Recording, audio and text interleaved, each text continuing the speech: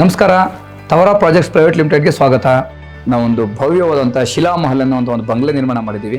ಅದರ ವಿಶೇಷತೆಗಳು, ಅದರ ಅನುಕೂಲಗಳೇನು ಅನ್ನೋದನ್ನು ಇವತ್ತು ತಮಗೆ ಸಮಗ್ರವಾಗಿ ವಿವರಣೆ ಕೊಡ್ತಾ ಹೋಗ್ತೀವಿ. ಈಗ ನಾವು ಹಳೆ ಕಾಲದಿಂದ, ಪ್ರಾಚೀನ ಯುಗದಿಂದ ಲೆಕ್ಕ ಹಾಕೊಂಡು ಬಂದರೆ ಮಹಾರಾಜರೆಲ್ಲ ಕಟ್ಟಿರುವಂಥ ಅವರು ಅರಮನೆಗಳು, ಕೋಟೆಗಳು ಎಲ್ಲ ಕಲ್ಲಲ್ಲಿದ್ದಾವೆ. ಹಾಗೂ ಮತ್ತು ದೇವಾಲಯಗಳೆಲ್ಲ ಕಲ್ಲಲ್ಲೇ ಕಟ್ಟಿದ್ದಾರೆ. ಈ ಕಲ್ಲಲ್ಲಿ ಕಟ್ಟಿರುವಂಥವು ಇವತ್ತವರೆಗೂ ಸಹ ಎಷ್ಟೇ ಪ್ರಕೃತಿ ವಿಕೋಪ ಬಂದರೂ ಸಹ ಇವತ್ತವರೆಗೂ ಅದೊಂದಷ್ಟು ಹೋಗಲಿಲ್ಲ. ಅಂಥ ಕಲ್ಲಲ್ಲಿ ಕಟ್ಟಿರುವಂಥ ಒಂದು ಮನೆಯಲ್ಲಿ ನಮ್ಗೆ ಮಾಡರ್ನ್ ಅಮ್ಯುನಿಟೀಸ್, ಲೇಟೆಸ್ಟಲ್ಲಿ ನಮ್ಗೆ ಏನೇನು ಲಕ್ಸುರಿಯಾಗಿ ಏನೇನು ಬೇಕೋ ಇಂಟೀರಿಯರ್ ಅವೆಲ್ಲ ಮಾಡಿದ್ರೆ ಹೇಗಿರುತ್ತೆ ಅನ್ನೋದು ಈ ಮನೆಯಲ್ಲಿ ನಾವು ಕಾಣ್ಬೋದು. ಬನ್ನಿ ತೋರಿಸ್ತೀವಿ. ಈ ಮನೆ ನಾವು 60 ಅಡಿ 80 ಅಡಿ ಇರುವಂಥ ಒಂದು 60-80 ಪ್ಲಾಟಲ್ಲಿ ಕಟ್ಟಿದ್ದೀವಿ. ಡ್ಯೂಪ್ಲೆಕ್ಸ್ ಮನೆ ಇದು. ಇದರಲ್ಲಿ ವರಾಂಡ ಹೀಗಿದೆ. ಮತ್ತು ಬೆಳಿಗ್ಗೆ ಎದ್ದರೆ ಇಲ್ಲಿ ಕುತ್ಕೊಂಡು ಕಾಫಿ ಕುಡ್ಕೊಂಡು ಪೇಪರ್ ಓದ್ಕೊಂಡು ಆರಾಮಾಗಿ ಮುಂದೆ ಇರೋ ಒಂದು ಬಾಲ್ಕನಿ ಕೊಟ್ಟಿದ್ದೀವಿ. ನೆಕ್ಸ್ಟ್ 2 ಕಾರ್ ಪಾರ್ಕಿಂಗ್ ಕೊಟ್ಟಿದ್ದೀವಿ, ಪ್ಲಸ್ 2 ಎಲೆಕ್ಟ್ರಿಕಲ್ ಚಾರ್ಜರ್ ಇದೆ. ಟೋಟಲ್ ಫುಲ್ ಸರೌಂಡಿಂಗ್ ನಾವೇನು ಮಾಡಿದ್ವಿ, ಗ್ರೀನರಿ ಮೇಂಟೈನ್ ಮಾಡಿದ್ದೀವಿ. ಉತ್ತಮವಾದಂಥ ಒಳ್ಳೆ ಮರ ಆಗುವಂಥ ಗಿಡಗಳು ಇಟ್ಟಿದ್ದೀವಿ.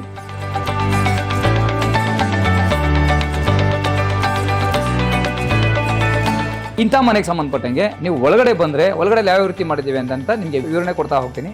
ಬನ್ನಿ.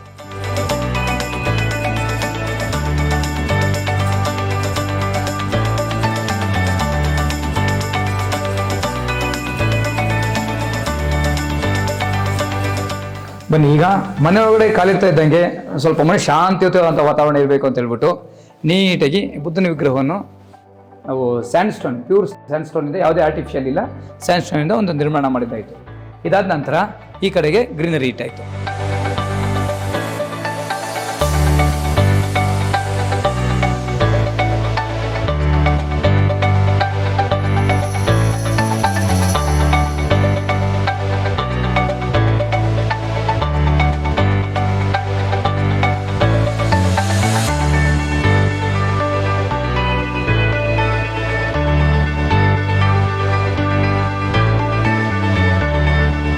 ನೋಡಿ, ನೀವು ಕಾಣ್ಬೋದು ಈ ಪಿಲ್ಲರು ಸಾಮಾನ್ಯ ಬಹುಶಃ 2.5 ಅಡಿ ದಪ್ಪದ ಪಿಲ್ಲರ್ ಇದು. ಸೈಡಲ್ಲೆಲ್ಲ ವಾಲಲ್ಲೆಲ್ಲ ಮಾಡೋದು ನಾವು 1.5 ಅಡಿ, ಅಂದರೆ 450 mm by 450 mm, 750 by 750 column ಇದು. ಈ ಒಂದು ಸಿಂಗಲ್ ಪಿಲ್ಲರ್ ಕಿಂಗ್ ಪಿಲ್ಲರ್ ಆಗಿರೋದ್ರಿಂದ ಸ್ವಲ್ಪ ಇದು ಹೆವಿ ಕೊಟ್ಟಿದ್ದೀವಿ. ಈ ಮನೆ ನಾವು ಪೂರ್ತಿ ಗ್ರಾನೈಟಲ್ಲೇ ಕಟ್ಟಿರೋದ್ರಿಂದ, ಅಂದರೆ ಈ ಮನೆಗೆ ಉಪಯೋಗಿಸಿರೋದು ಕಾಲಮ್ ಆಗಿರ್ಬೋದು, ಬೀಮು, ಕ್ಯಾಪಿಟಲ್ಲು, ರೂಫ್ ಸ್ಲ್ಯಾಬು, ಮತ್ತು ವಾಲ್ ಸ್ಲ್ಯಾಬ್ ಎಲ್ಲ ಗ್ರಾನೈಟ್ ಆಗಿರೋದ್ರಿಂದ ಹೊರಗಡೆ ಎಷ್ಟೇ ಬಿಸಿಲಿದ್ದು ಸಹ ಒಳಗಡೆ ಬಂದಾಗ ತಂಪಾದ ಅನುಭವ ಆಗುತ್ತೆ. ಮತ್ತು ಹೊರಗಡೆ ಒಂದು ವೇಳೆ ಚಳಿಗಾಲದಲ್ಲಿ ಅತಿ ಹೆಚ್ಚಾಗಿ ಇರುವಂಥ ಶೀತ ಇದ್ದಾಗ ಒಳಗಡೆ ಬಂದರೆ ಉಷ್ಣ ಇರೋ ರೀತಿ, ಅಂದರೆ ನಮಗೆ ಬೆಚ್ಚಗಿನ ವಾತಾವರಣ ನಮ್ಗೆ ಅನಿಸುತ್ತೆ. ಇದರಲ್ಲಿ ಹೈ ಕ್ಲಾಸ್ ಕ್ವಾಲಿಟಿ ಇರುವಂಥ ಎಲ್ಲ ಮೆಟೀರಿಯಲ್ ಯೂಸ್ ಮಾಡಿ ಪೂರ್ತಿ ಕಲ್ಲಿಂದನೇ ಕಟ್ಟಿರೋದ್ರಿಂದ ಕಟ್ಟಿರುವಂಥ ಮನೆಯಲ್ಲಿ ಎಲ್ಲೂ ಸಹ ನಮಗೆ ಎಲೆಕ್ಟ್ರಿಕಲ್ ಕಂಡ್ಯೂಟ್ಸ್ ಆಗಲಿ, ವಾಟರ್ ಲೈನ್, ಪೈಪ್ ಲೈನ್ ಆಗಲಿ ಎಲ್ಲೂ ಕಾಣೋದಿಲ್ಲ.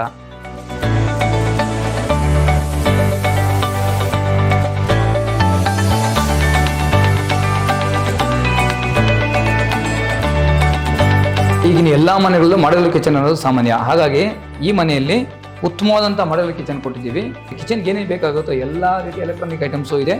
ಮತ್ತು ನಮಗೆ ಸ್ಟೋರ್ ಮಾಡ್ಕೊಳ್ಳೋದಕ್ಕೆ ಎಲ್ಲ ಸಾಮಾನು ಸರಂಜಾಮುಗಳು ಇಟ್ಕೊಳ್ಳೋದಕ್ಕೆ ಎಲ್ಲ ಕನ್ಸೀಲ್ಡ್ ಮಾಡಿ ಕೊಟ್ಟಿದ್ದೀವಿ. ಎಲ್ಲೂ ಹೊರಗಡೆ ಯಾವುದೂ ಇಡೋದಿಲ್ಲ. ಕಲ್ಲಿನ ಮನೆ ಆದರೂ ಸಹ ಕಲ್ಲಿನ ಮನೆಗೆ ಮಾಡ್ಯುಲರ್ ಕಿಚನ್ ಯಾವ ರೀತಿ ಒಗ್ಗಿಕೊಳ್ಬೋದು ಅನ್ನೋದನ್ನು ಈ ಮನೇಲಿ ಕೊಟ್ಟಿದ್ದೀವಿ.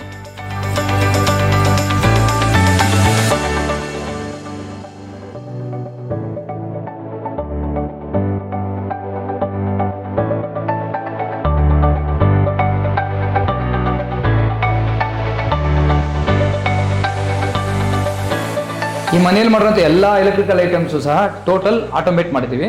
ಮತ್ತು ಇದರಲ್ಲಿರುವಂಥ ಎಲ್ಲ ಯಾವುದೇ ಕಾಂಡ್ಯೂಟ್ಸು ಎಲ್ಲೂ ಸಹ ನಮ್ಗೆ ಕಾಣದೇ ರೀತಿ ಕನ್ಸೀಲ್ ಮಾಡಿದ್ದೀವಿ. ನೋಡಿ, ಇದು ಯುಟಿಲಿಟಿ. ಇದು ಇಲ್ಲಿ ನಿಮಗೆ ವಾಷಿಂಗ್ ಮಿಷಿನು, ಡಿಶ್ ವಾಷರ್ ಎಲ್ಲ ಕೊಟ್ಟಿದ್ದೀವಿ. ಈ ಮಳೆಗಾಲದಲ್ಲಿ ಬಟ್ಟೆ ಒಣಸ್ಕೊಳ್ಳೋದಕ್ಕೂ ಜಾಗ ಬೇಕು ಅಂತಂತ ಇದಕ್ಕೆ ಸಪ್ರೇಟ್ ಪಾರ್ಟ್ ಮಾಡಿ ಇಲ್ಲಿ ಕೊಟ್ಟಿದ್ದೀವಿ.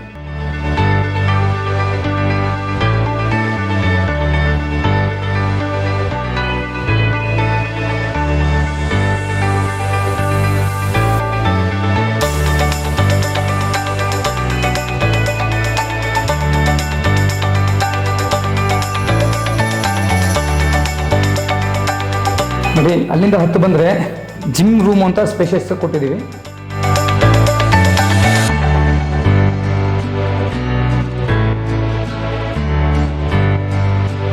ಮತ್ತು ಇದು ಡಬಲ್ ಲೈಟ್, ಇದು ಲಕ್ಸುರಿಯಸ್ ಕಾಣುತ್ತೆ ನಮ್ಗೆ ಇಲ್ಲಿ.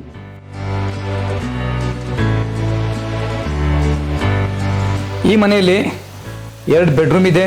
ಇದು ಲಕ್ಸುರಿ ಆಗಿರೋಂಥ ಒಂದು ಮಾಸ್ಟರ್ ಬೆಡ್ರೂಮ್. ಇದು ಸೈಜ್ ನಿಮಗೆ 16x28 ಫೀಟ್.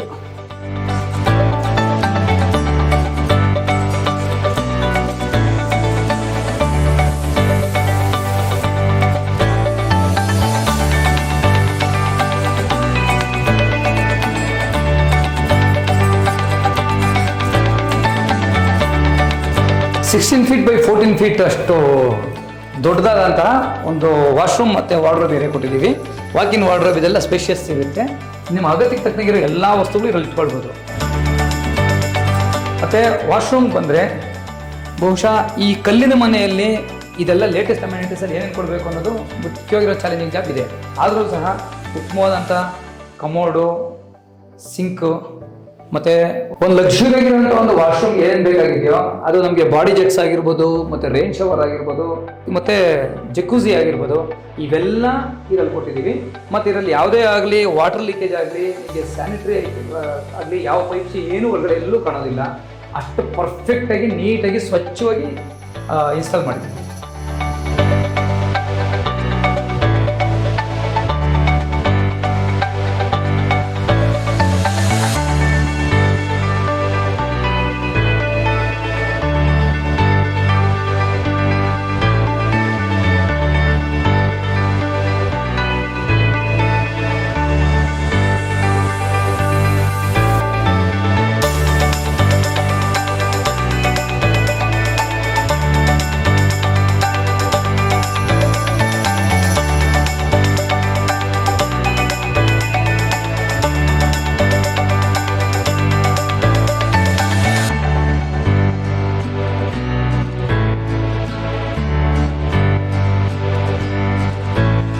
ಈ ಬಿಲ್ಡಿಂಗ್ ಮೇಲೆ ಬಂದರೆ ಸ್ಪೇಷಿಯಸ್ ಇರುವಂಥ ಒಂದು ಒಳ್ಳೆ ಉತ್ತಮವಾದಂಥ ಬಾಲ್ಕನಿ ಎಲ್ಲ ಕಡೆಗೂ ಕಾಣುತ್ತೆ.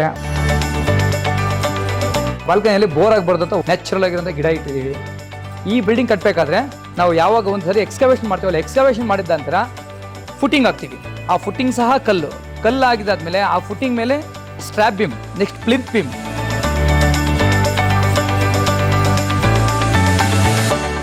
ಅದಾದಮೇಲೆ ನಾವು ಈ ಕಾಲಮ್ಸ್ ಫಿಕ್ಸ್ ಮಾಡ್ತೀವಲ್ಲ, ಈ ಕಾಲಮ್ಸ್ ಎಲ್ಲ ಫ್ಯಾಕ್ಟ್ರಿಯಲ್ಲಿ ಲೇತಲ್ಲಿ ಟರ್ನಿಂಗ್ ಆಗಿರೋಂಥವು. ಹಾಗಾಗಿ 1 mm ಎರರ್ ಬರೋದಕ್ಕೆ ಸಾಧ್ಯ ಇಲ್ಲ. ಇದೆಲ್ಲ ಆದಮೇಲೆ ಈ ಕಾಲಮ್ ಆದಮೇಲೆ ಕಾಲಮ್ಗೆ ಕ್ಯಾಪಿಟಲ್ ಕೂರಿಸ್ತೀವಿ.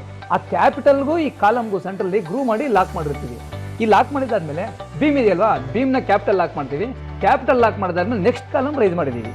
ಈಗ ಹಾಗಾಗಿ ಎಲ್ಲೂ ಸಹ ಇದರ ಸ್ಟ್ರಕ್ಚರ್ಗೆ ಸಿಮೆಂಟು ಅಥವಾ ಸಿಮೆಂಟಿಷಿಯಸ್ ಕಂಟೆಂಟ್ ಏನೂ ಉಪಯೋಗಿಸಿಲ್ಲ. ಮತ್ತು ಕೆಲವೊಂದು ಎಲ್ಲಿ ವಾಯ್ಡ್ಸ್ ಬರುತ್ತೆ ಆ ವಾಯ್ಡ್ಸ್ಗೆ ಬೇರೆ ಗ್ರೌಟಿಂಗು ಕೆಲವೊಂದು ಮೆಟೀರಿಯಲ್ ಯೂಸ್ ಮಾಡಿದ್ದೀವಿ. ಅಷ್ಟು ಬಿಟ್ಟರೆ ಮತ್ತು ಈಗ ಇದೆಲ್ಲ ಪಾರ್ಟ್ ನಾವು ಮಾಡಿದ್ರೂ ಸಹ ಈ ಬಿಲ್ಡಿಂಗ್ ಟೋಟಲ್ ಒಟ್ಟಾರೆ ಸಿಂಗಲ್ ರಾಕ್ ಆಗಿದೆ. ಆ ರೀತಿ ಇಂಟರ್ಲಾಕ್ ಮಾಡಿದ್ದೀವಿ. ನಾವೀಗ column, beam, capital, footing, plinth beam, slab beam ಎಲ್ಲ ಯಾವ ರೀತಿ ಲಾಕ್ ಮಾಡಿದ್ವಿ ಅಂತ ಹೇಳ್ಕೊಟ್ಟೆ. ಅದಾದಮೇಲೆ ರೂಫ್ ಸ್ಲ್ಯಾಬ್ಸು ಮತ್ತು ವಾಲ್ ಸ್ಲ್ಯಾಬ್ಸು.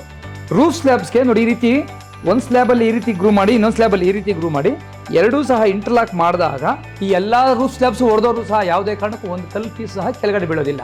ಇದು ಮತ್ತೆ ನಾವು ವಾಲ್ ಸಹ ಇದು ಹಾರಿಜಾಂಟಲ್ ಆಗಿದ್ರೆ ವಾಲ್ ಇದೇ ರೀತಿ ಫಿಕ್ಸ್ ಮಾಡಿರ್ತೀವಿ. ಇದು ಮಾಡಿದ್ರೆ ನಮ್ಗೆ ಏನು ಅನುಕೂಲ ಇದರಲ್ಲಿ ಅಂತಂದ್ರೆ ಹೊರಗಡೆಯಿಂದ ಮಳೆ ಬಿದ್ದರೂ ಸಹ ನೀರು ಬಂದು ಒಳಗಡೆ ಬಂದು ವಾಪಸ್ ಬರೋದಿಲ್ಲ ನೀರು. ಹಾಗಾಗಿ ಬಂದು ಹೀಗೆ ಹೋಗ್ಬಿಡುತ್ತೆ. ಮತ್ತು ಲೀಕೇಜು ಸಹ ಯಾವುದೇ ಕಾರಣಕ್ಕೂ ಈ ವರ್ಷ ಇಷ್ಟೆಲ್ಲ ಮಳೆ ಬಂದರೂ ಸಹ 1 ಡ್ರಾಪ್ ಲೀಕೇಜ್ ಆಗಿಲ್ಲ ಈ ಬಿಲ್ಡಿಂಗಲ್ಲಿ. ಆ ಬಿಲ್ಡಿಂಗಲ್ಲಿ ಅದೊಂದು ಮುಖ್ಯವಾದಂಥ ವಿಶೇಷ.